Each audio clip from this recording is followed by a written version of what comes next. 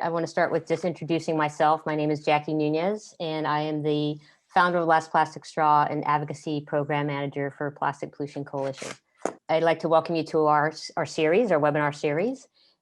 It's a global webinar series, and we've been bringing it together to bring the community together with the latest information, tips, and resources to help stop the growing plastic pollution crisis. A little bit about us. We are a growing coalition, the global alliance of more than 1,200 organizations, businesses, leaders, and 75 countries working to educate, connect, and advocate for a world free of plastic pollution. We've got some poll questions. What we're going to be doing is some of the webinar tips. We're going to post the Q&A, post questions, and upvote questions. So we'll probably do that. So I just want to welcome you all. So here's the webinar tips. This is some of the housekeeping we got going on.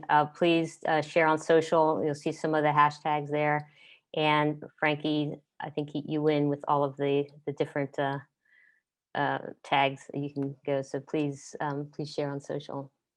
So today's webinar, we have some great panelists here today. We got Sasha Adkins, author and lecturer from Loyola University, Chicago. Brittany Davis, human environmental geographer, and looking forward to her explaining what that means. It's super exciting. And independent researcher. We've got also Frankie Orona. He's the executive director of Society of Native Nations. And again, I'm the moderator, Jackie Nuñez, for those of you getting on right now.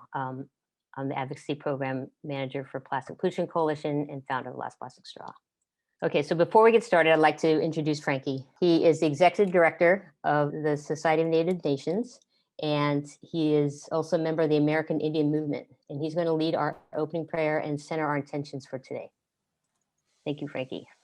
Greetings, how matakiape. Hahini washe wopala wanka tanka tukashila. Thank you for bringing us here in a good way. We ask Tukashila to watch over us and give us guidance for today and in this webinar. Want to start off with, first and foremost, thank you to the original people of the lands we all reside on. I am home here in Los Angeles on the land of the Tongva peoples. That's shared with the Hashimans and Chumash and Alonis and many other families, bands, and clans. I want to ask Tukashila, great mystery, creator, for strength and wisdom during these hard times we're all going through. Pray for those young ones that are in the NICUs, those babies fighting to stay here in the physical world. Pray for all those older ones, our wisdom keepers and elders, in those homes, that they don't feel forgotten, that they realize that they are needed, cared for and loved for and thought of. Pray for all those that have no water, that they find water, all those that have no food, that they find food. Pray for, all those that don't know what love feels like, or have love in their lives, that they find that love for themselves and in their lives. And pray for people throughout this whole world, that we are connected as human beings and as people, that have common struggles and issues that we need to be able to come together in solidarity to address these issues, so we can have a better future, a healthy future, sustainable future for our next generation, our children and our children's children, because we want them to not just survive, but to thrive. So Tukashila, we ask in a good way that you watch over us and guide us and help us to have a good meeting today, a good webinar, and some good sharing of stories and experiences. And so thank you. Aho, thank you. Thank you, Frankie. That was great. I really appreciate your words and centering us today with your prayer. It's a great way to start and really set the intentions. So we're going to continue on now. We're up to 121 participants. Welcome those ones that are getting on right now. So we're going to start off with a poll. First, we're going to tell us about yourself. So go ahead and check all that apply. Concerned member of the public, great, 69%. We've got a lot of people that are really wanting to learn more. And looks like the next one is the NGOs. Well, welcome. Thank you for coming. So the next one's going to be where you're joining us from. Oh, look at that. Wow. North America, we got Asia, Australia. Oh, welcome, Australia. It's a long way. Caribbean, Central America, Middle East, South America. Great. Well, welcome, everyone. All right. So next one. How many items can you touch from where you are sitting or standing right now that do not contain synthetic polymer plastic?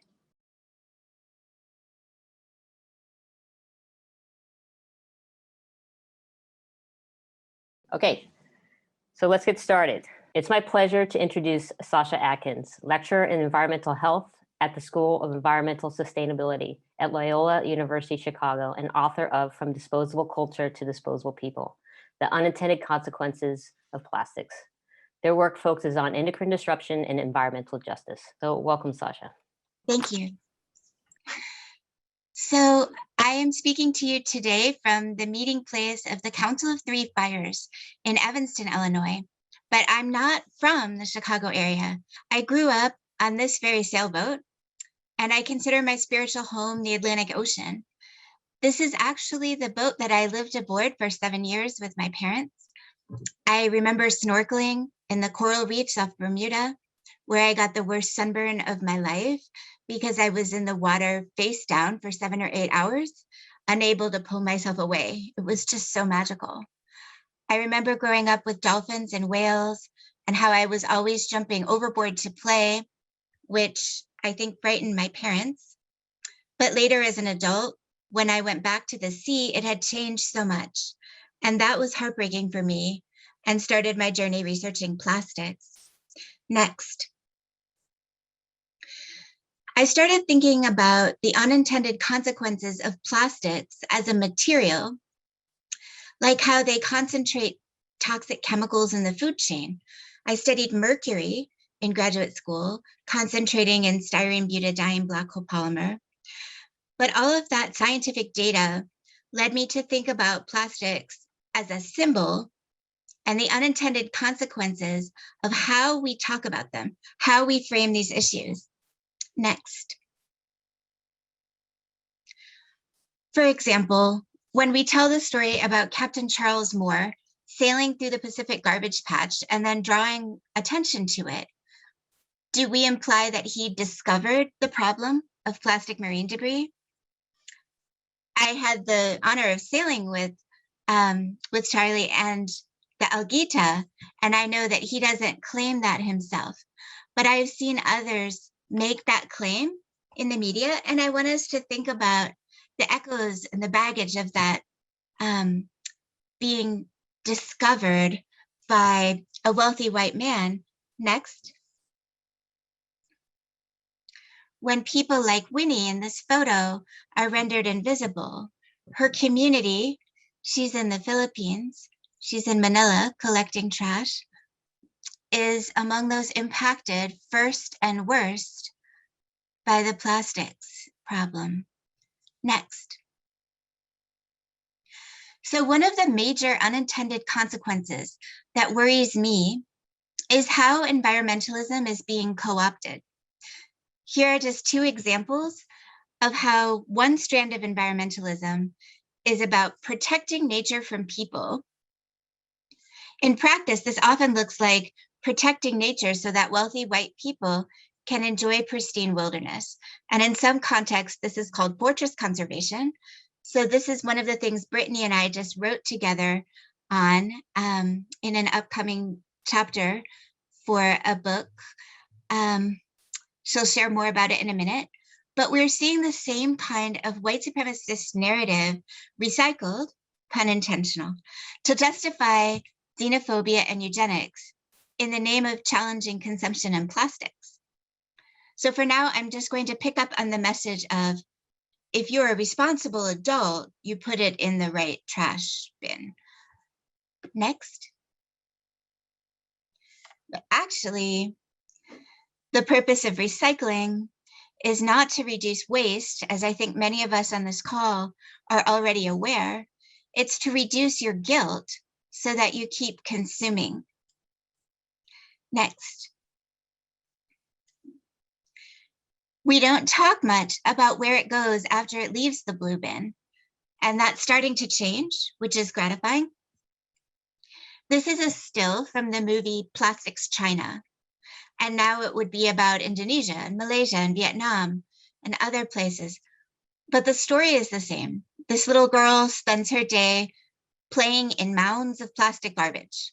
The baby that she's holding was born on a pile of scrap plastic, and the family eats dead fish that were poisoned by the toxic runoff from their recycling business. Originally, colonialism was about wealthy countries extracting resources from colonized nations. But now we go full circle. We have wealthy countries like the US dumping our toxic waste, like plastics, in formerly colonized countries and other economically marginalized places. The US still hasn't ratified the Basel Convention, which is supposed to make this illegal under international law, but we keep doing it. Next. So we celebrate beach cleanups and how much plastic has been collected. We see ourselves as heroes, but where is all that plastic that we just collected going to go? We're going to throw it away properly, as that quote instructs us to do from earlier. But away often means moving it from where it bothers us to look at it into more economically vulnerable communities, either as solid waste or if it's incinerated as air pollution. And as I say in one of my recent pieces, it seems like what we're really doing is moving the plastic around in space, ultimately into brown and Black bodies. Next. Michael Mendez talks about climate justice instead of carbon reductionism. And I see a valuable parallel here with plastics. We can't just talk about reducing the amount of plastics we use, plastics reductionism, without also thinking about what it says about our society, that we are treating workers and frontline communities as disposable, that we focus so much on instrumental or use value, that we forget the inherent worth of material objects, of each other, and of ourselves. Next. So an environmental justice narrative centers the workers who may be both benefiting from and harmed by plastics production throughout its life cycle. In the lower left, you see the hands of a worker who makes PVC. The vinyl chloride is causing his bones to resorb. You see those lines at the fingertips, the black lines? That's where the bones are basically dissolving inside his skin. It's a known consequence of working with vinyl chloride. It's called occupational acro-osteolysis. And it's just one of many health problems in workers linked to contact with the chemicals that we use to make plastics. But it's not just the workers, it's their families too, living in communities that are called fence line or frontline communities. As you see on the right-hand side, these are the sacrifice zones that make plastics possible. Next.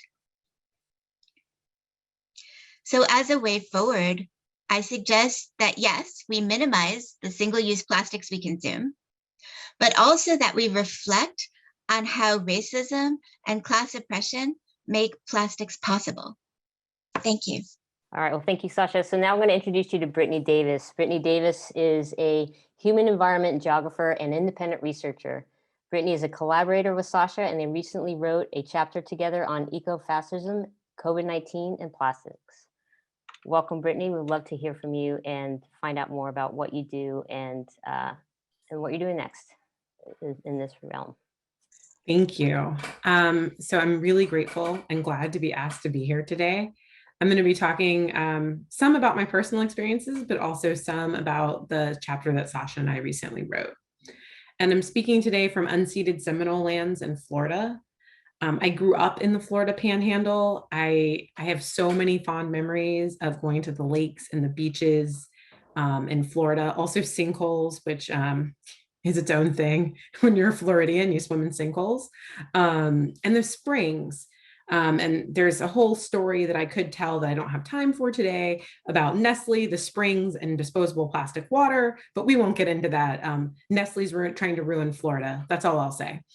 And they're succeeding, and it's really unfortunate.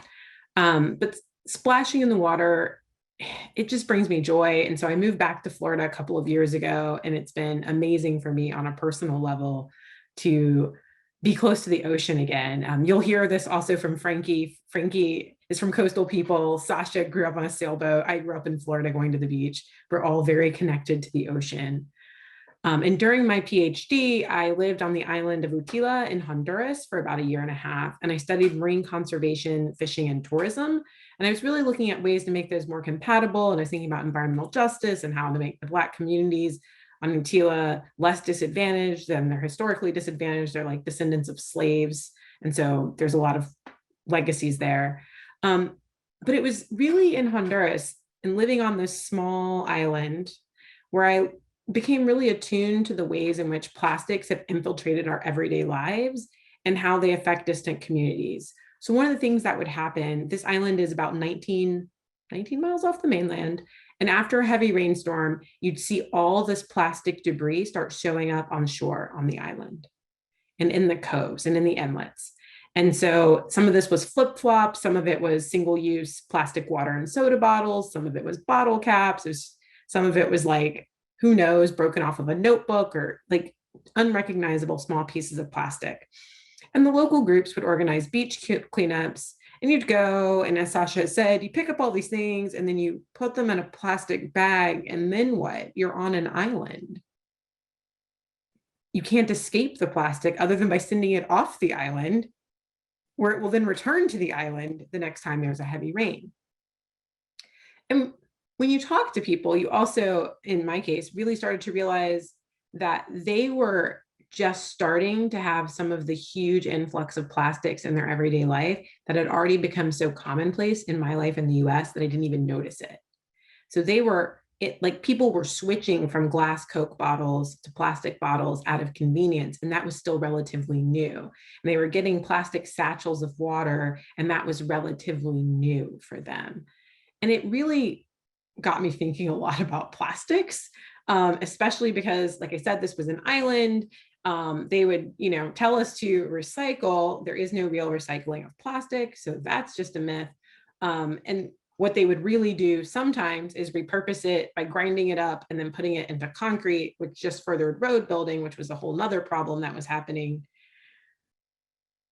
But also, like, what were we really accomplishing with anything that we could do with plastics when more was arriving on the island, pushed in part by the Coca-Cola Corporation and the Pepsi Corporation and these other groups that were the ones responsible for the plastic showing up?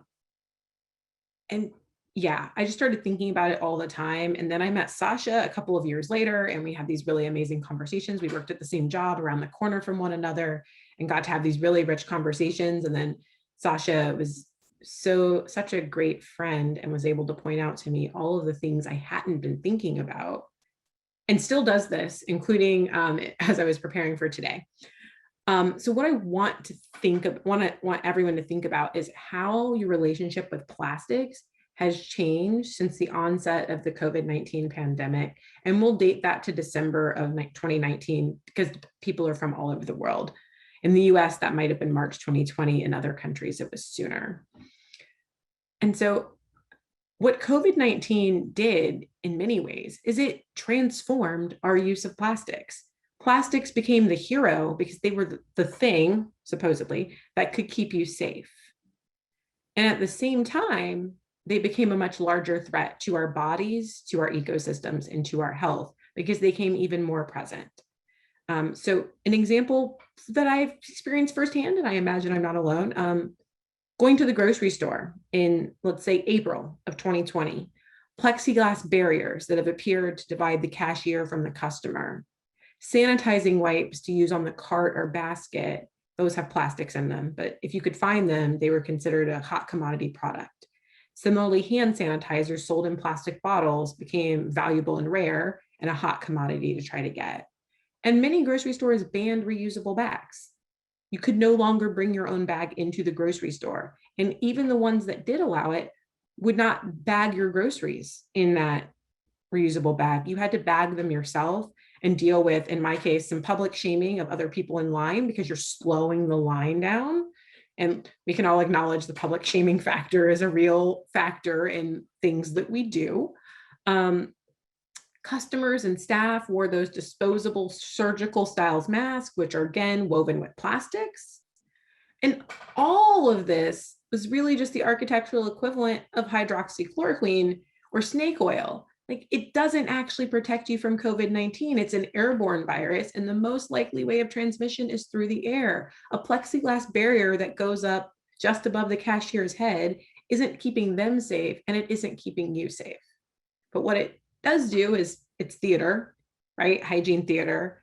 And it makes people feel safer. And in that sense, the plastics industry got a major win, right? For decades, they've been telling us plastics make things safer, plastics make everything possible. And then COVID-19 was this moment where they could really show, air quotes, ostensibly, that plastics really were making a difference. And it was plastic that was going to protect you, and plastic that could keep you safe from this unknown virus, right? We didn't know a lot about COVID a year plus ago. We still don't in some ways. And so plastics as this hero really just, in the paper, we say it threatens to erase decades of work. We finished the paper in December.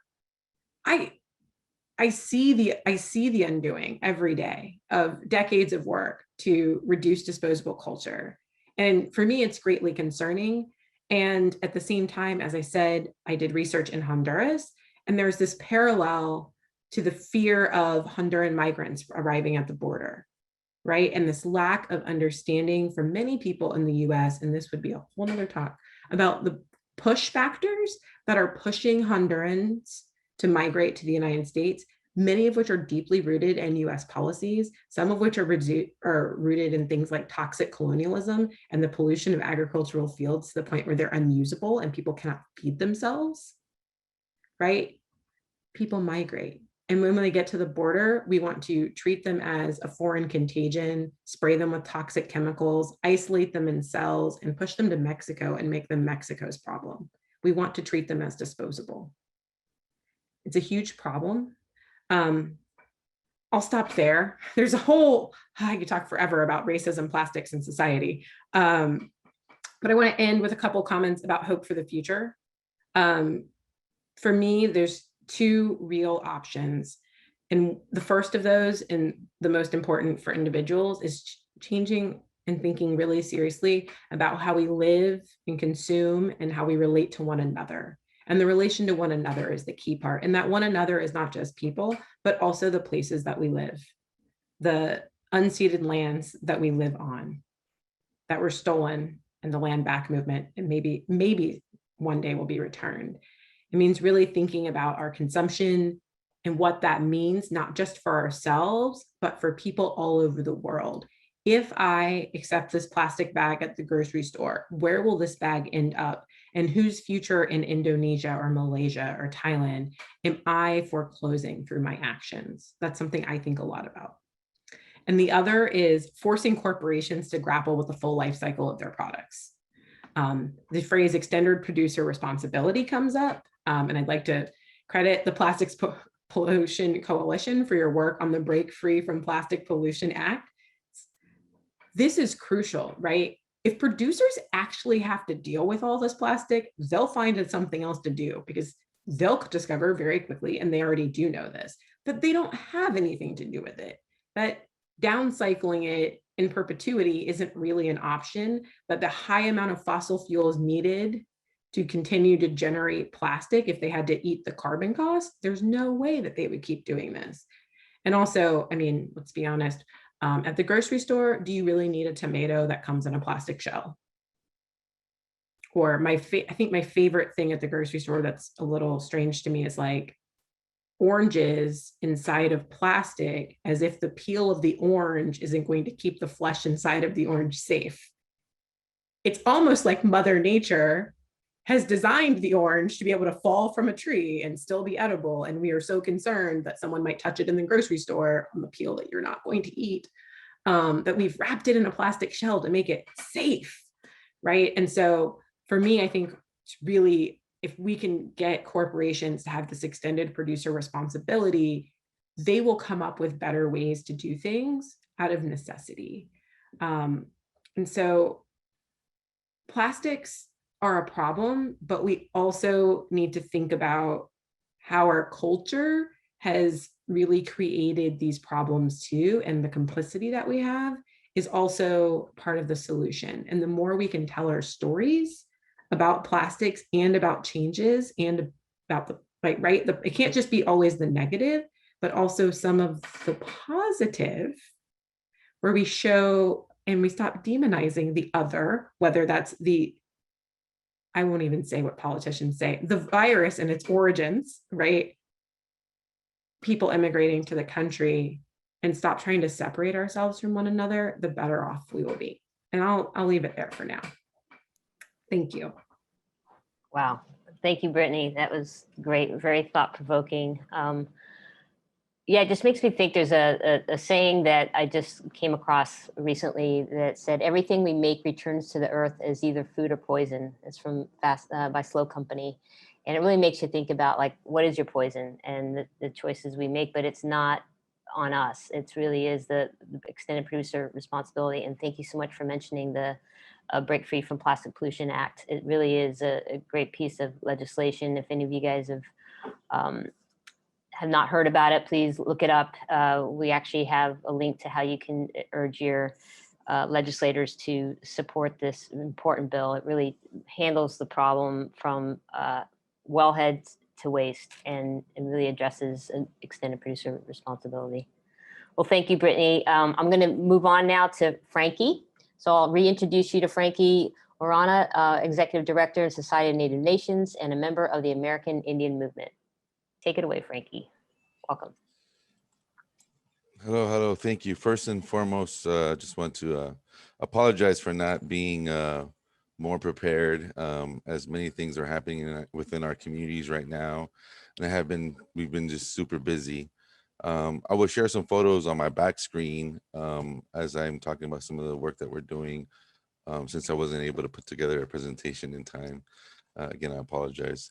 So Society of Native Nations is an intertribal organization with members from many different tribes, working to help address the many issues we face in our communities as Native people that have been ignored for generations, especially when it comes to the protection, health, and well-being of our people, Mother Earth, and all life that we coexist, whether it be, the racism and appropriation and exploitation, and the inequalities in education and health and housing. There's things that have been, even our sovereignty and fighting for our rights, for our, in many tribal communities, the treaty rights that are still not being honored even to today. So, I like to start off saying, the context of the words environmentalism and activism is part of Native people's way of life, long before those words ever even existed. As Native people who follow the teachings and spirituality passed down for generations, we're taught to leave a place better than the way that we found it. So our future generations have a future they won't just survive, but thrive in, to coexist in a sustainable and healthy way with Mother Earth and all life. So some of our, what we call preventative environmentalism projects and programs for our communities are designed to educate and bring awareness to the plastic crisis, especially during this time of the pandemic, where the demand of plastic products have increased dramatically in every medical and food and retail industry that exists throughout the world. As many of you know, I just want, I can say ditto to so many of the words that were already shared. So many great things were shared already. But we have our Food for the Unhoused program, which is about caring and feeding the people, but doing so in a reusable, zero waste way by creating community-based kitchens where we can use and clean all homemade plates and cups from the center that we feed the unhoused relatives out of. If we do have to deliver any foods to the unhoused relatives that can't come to the center, we try to use all plant-based, biodegradable containers, food containers, to help reduce as much as we can the negative impacts on Mother Earth as possible.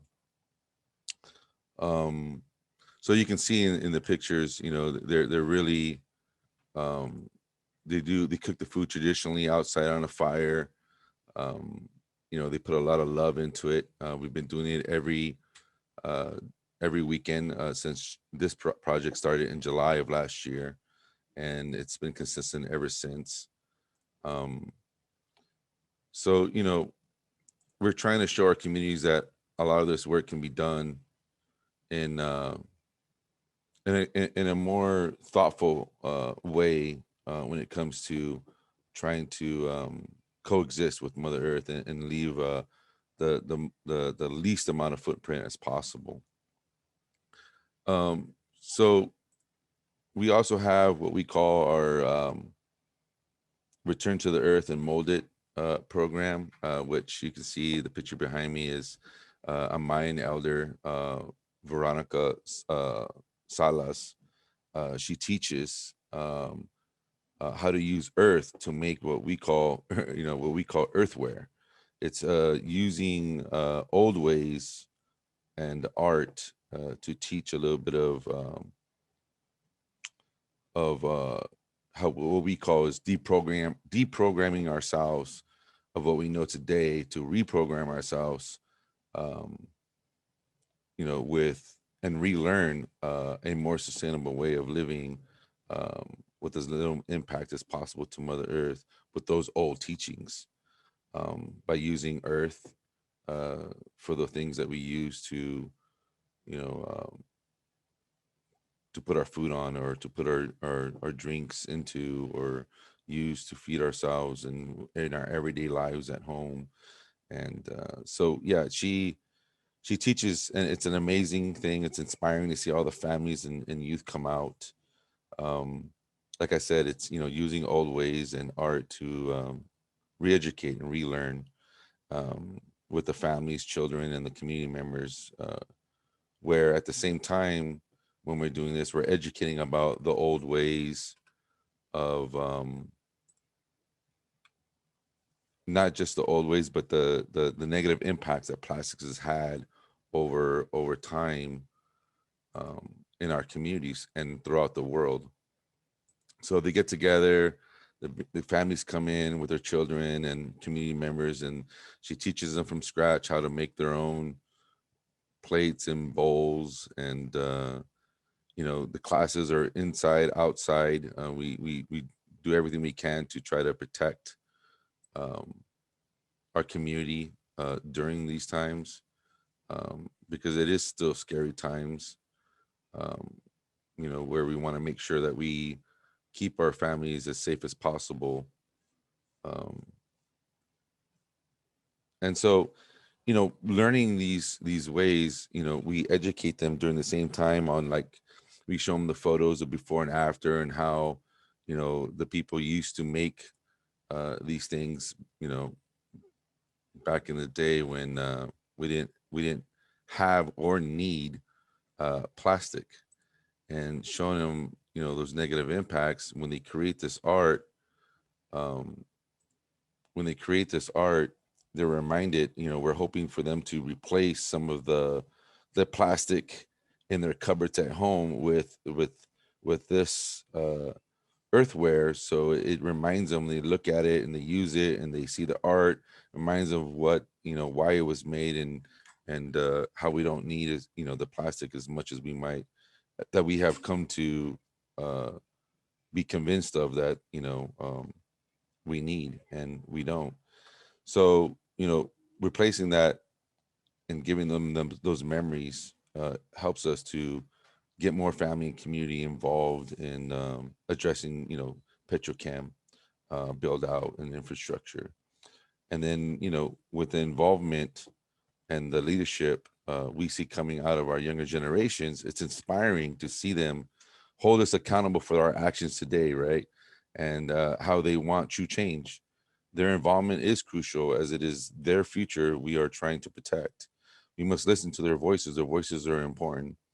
And when I speak at, on some of these water commission boards, I tried to remind them that, I hope, think of your children and your children's future, and I hope that your children hold you accountable in the future, if they end up paying $5 or $10 for a gallon of, clean drinking water, if we don't protect it from corporation, and protect it from that greed.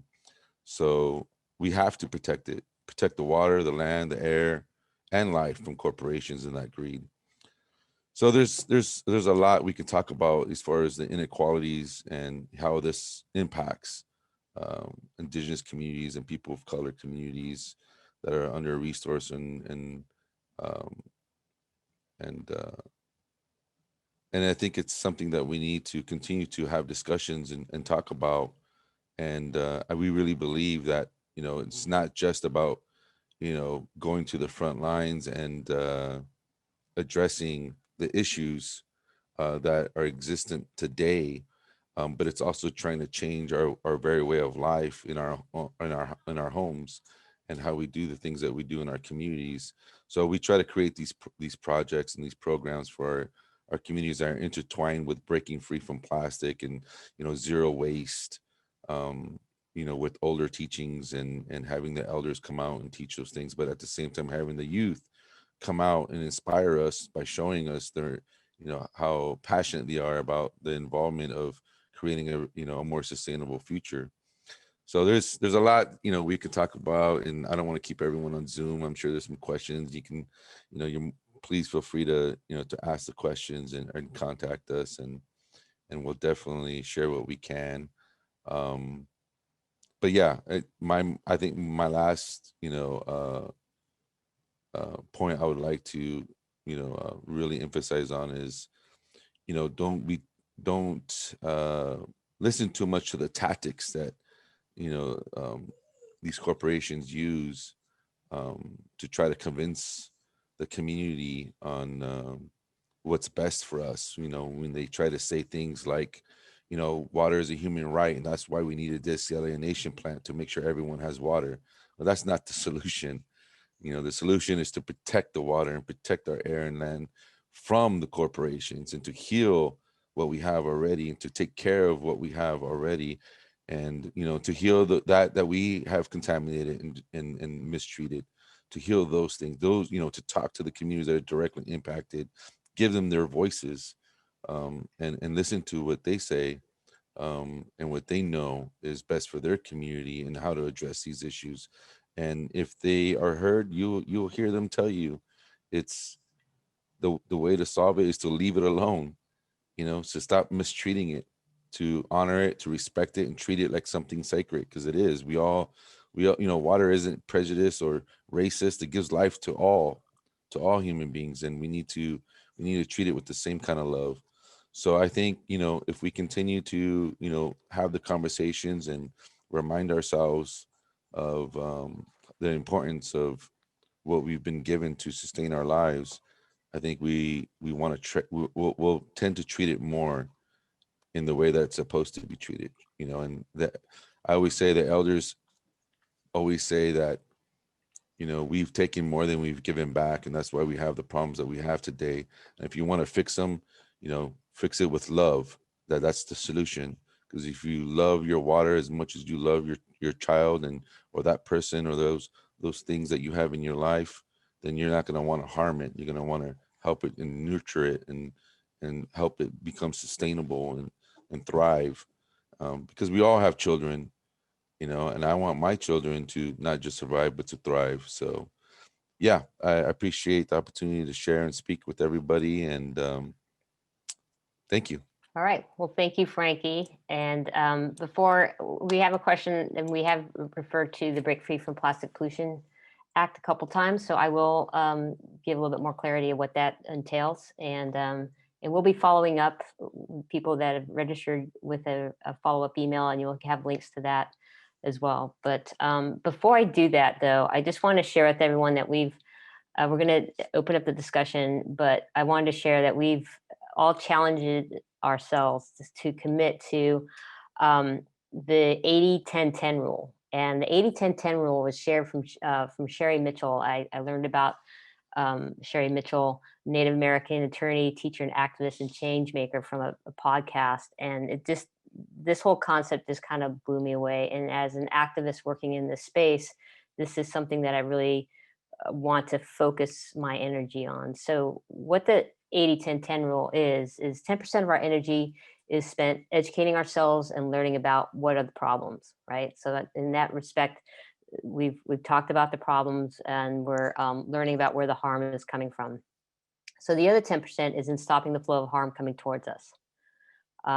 So think about that, just those 10%. But then we want to put a full 80% of our energy is spent envisioning and creating a world in which we wish to inhabit.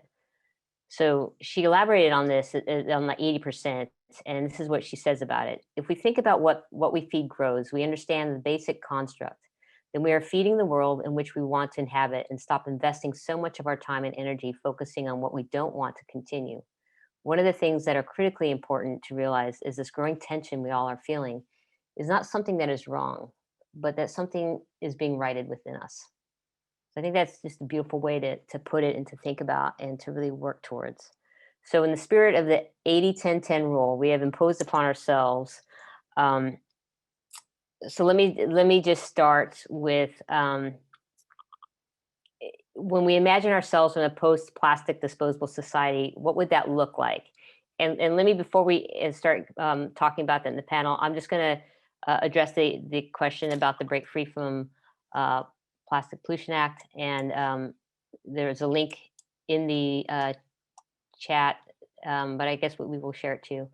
So I'm just going to do the bullet points. Basically, the legislation seeks to meaningfully address plastic pollution crisis, and it's shifting the financial burden of waste management, recycling off of the municipalities and taxpayers where it belongs, the producers of the waste. So that's the extended producer responsibility. We're spurring the massive investments in domestic recycling and composting infrastructure, but for real infrastructure, not some of this. There's a lot of policy coming in right now for chemical recycling and waste to energy, and that's just burning plastic. So we are really watching that and making sure that they do it for the right infrastructure for recycling. Establishing minimum recycled content standards and launching a national beverage container refund program to get the recycling rates. It's our bottle bill portion of it. Placing a temporary pause on new and expanding plastic facilities until the Environmental Protection Agency updates and creates vital environmental and health regulations to protect frontline and fence line communities. So that's a really strong environmental justice piece. We've had a lot of groups working on a lot of the components of this bill. It's really interesting, and please look it up and dive into it. The last 3 points is prohibiting plastic waste from being exported to developing countries. The U.S. is one of the largest exporters of plastic waste in the world. And require a comprehensive analysis of the scale of fishing gear losses by domestic informed fisheries, including the evaluation of ecological human health, maritime safety impacts of derelict fishing gear, and recommendations on management measures. And just so much more proven solutions. So it's a great bill, and please urge your legislators to co-sponsor it. All right, so with that, I want to challenge us with this this question of, when we imagine for ourselves a post-plastic disposable society, what would that look like? I did an experiment with some of my students where we pick up litter and we meditate on it or pray on it for a week. And what we found happening was a transformation within ourselves, where we wanted reconciliation with people that we'd been estranged from, because we realized that when we're throwing things away, trying to separate ourselves, distance ourselves from them, we were trying to get rid of some part of ourselves that we weren't ready to face. And with all of that healing that happened, renewed relationships, that's one of the things that I'm looking forward to in a post-plastic society, that it won't just be about cleaner beaches and safer air and water, but also about renewed relationships with each other, with the sacred, with the rest of creation. I'll just add on to that and say, for me, a world without post-plastics, or a world where we've moved beyond plastics, is also a world where all those who are currently at the margins are fully included. And so that is a world that is safe for Black trans folks. That is a world that is safe for Indigenous women.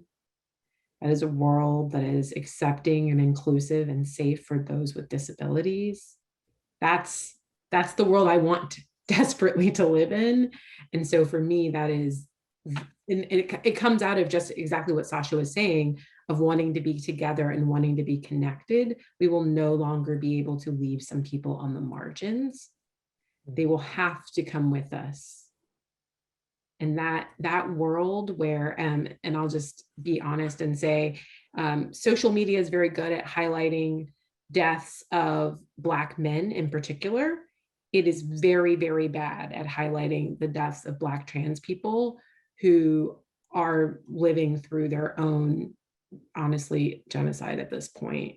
They are being killed by regular people in broad daylight on the streets and getting very little media attention when they are murdered.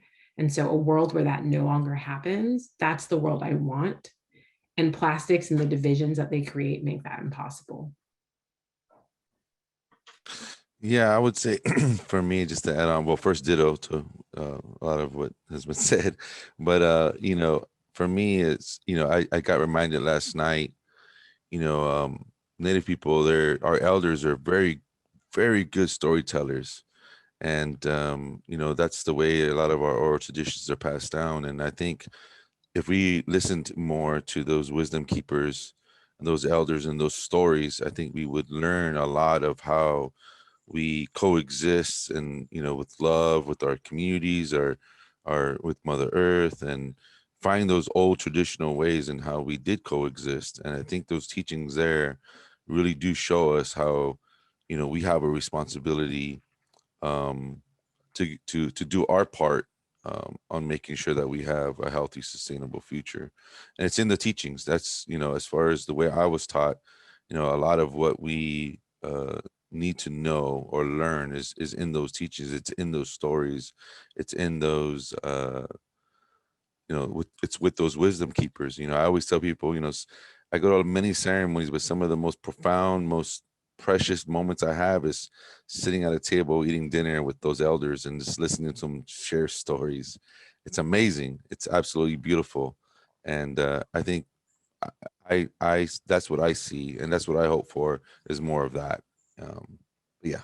That's powerful. Well, you know, I'm just reviewing some of the notes. We had a great in-depth conversation when we first got together, and there's so much that was said, so much to share. I mean, we could go on and on. But one of the things that I remembered, I think, Frankie, you mentioned, and it was after Sasha had mentioned that Sasha always believed that heaven on earth was not, you know, above, it was below in the ocean. And Frankie talked about how, you know, especially his tribe, that they really are connected to, well, all life's connected to the water, but that really resonated with Frankie. And talked about the memories of our ancestors is in our water, and that we've become disconnected. And I do think that that is one of the things that, you know, when I see a post-apocalyptic or post-plastic world, it is not apocalyptic. It is one that we can really work together with nature and really honor our water and have everyone have access to it, clean, healthy water. And you know, plastic, I think someone in the Q&A had mentioned just how much, not only in these communities that are being really affected, and Sasha showed that, you know, quite well in the slideshow, but also how it's coming back to us, you know, how we are just inhaling it and we are eating it, and it is just, all of us are interconnected. And what Frankie says about how we are this whole interconnectedness, and we're not working within the laws of the world. So yeah, I see us more in harmony in that way, and a lot of it is through love and honoring life and reverence for life. You know, that's to get back to that, not that's disposable type of. Such a great, powerful thing that you said, Sasha, about the example, the exercise you guys did. Frankie? Yeah, no, I was just gonna say, you know, I remember an elder saying, you know, when he was asked some questions about the, you know, the water and the air and the land, and he comes back and says, you know, we need to start saying, we are the air, we are the water, we are the land. You know, society has separated us in our connection to those very elements that are part of who we are, and we need to regain those connections. So we should go throughout our day reminding ourselves more often that we are the water, we are the land, we are those things that, you know, we coexist with. So I just wanted to share that. I think it was great, you know, the way he said it. Okay. We are the water. All right. So actually, wow, there's so much more we can talk about here. We're getting close to the end of our time, a few minutes left. I just want any final thought from each panelist. So let me start with Brittany, and then we'll go from there. We'll just popcorn. My final thoughts are that we all need to think together, think about who we are, who we want to be, and how we can live in community with one another and with nature. And I say with nature as if we're separate from nature. As Frankie has just said, we are not, we are the water, we are the land. And I think the first step for everyone is thinking about what does that really mean and how can I live with that intention and live pure to that intention. And then once you're doing that, you can find others who are living in that way, who are aligned with those values. And from there, you have community, and community makes the struggle better. I think anyone who's been in activism and organizing knows going it alone is kind of miserable. It's always good to have comrades and allies in the struggle. And when we're living in intention and we're living the way that we want to live, living authentically, then we can find our comrades and our allies wherever they may be. And they may be people you've never met. You may be communicating using translation apps. And that's one of the beauties of the modern world, is that we have those tools and we can really connect to people around the world who may not speak our language, who may come from a totally different background, but we have that shared authentic way of living and a desire to live in a different kind of world. And then from there, we can make that world possible. Great. And thank you all. This has been great. Thank you, Brittany. That's great. Great words. Sasha? Yeah, I second that. And I just wish that we had more time, more opportunities to engage with the audience. I love some of the questions coming in. I see that some people are doing amazing work. I want to learn more about. So my closing thought is, please consider this the beginning of a conversation and be in touch with me, with each other, because it's, as Brittany said, only together are we going to create this new world that we want to see. Thank you. Thank you, Sasha. And Frankie?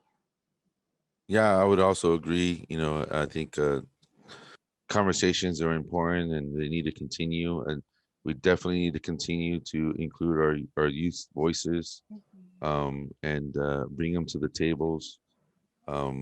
Let them know that their voices are important and we're listening, and really just try our best to understand that, you know, we're all connected in many different ways, you know, through the air that we breathe and the water that we drink and the land that we stand on. That's all connected. We are connected to those that came before us, and we'll be connected to those that will come after us. So, you know, being thoughtful and and the willingness to have those conversations is important and key. So thank you. And it's been amazing to speak with everyone and share, and I appreciate everyone's time out of their life. We're taught the most precious gift you can give to another human being is time out of your life. So yeah, thank you for that gift.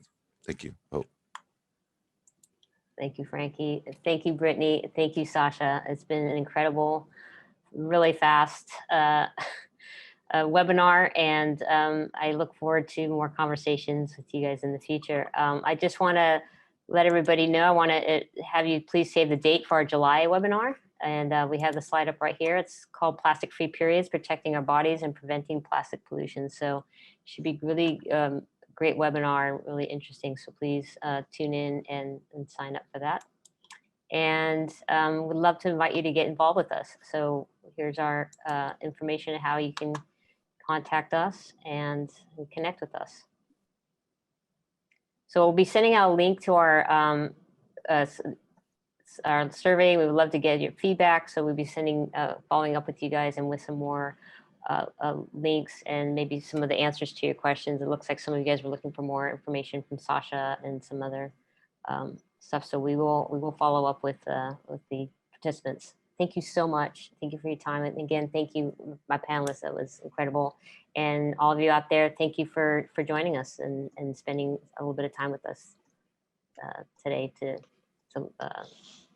just kind of deepening our understanding and moving past this disposable culture.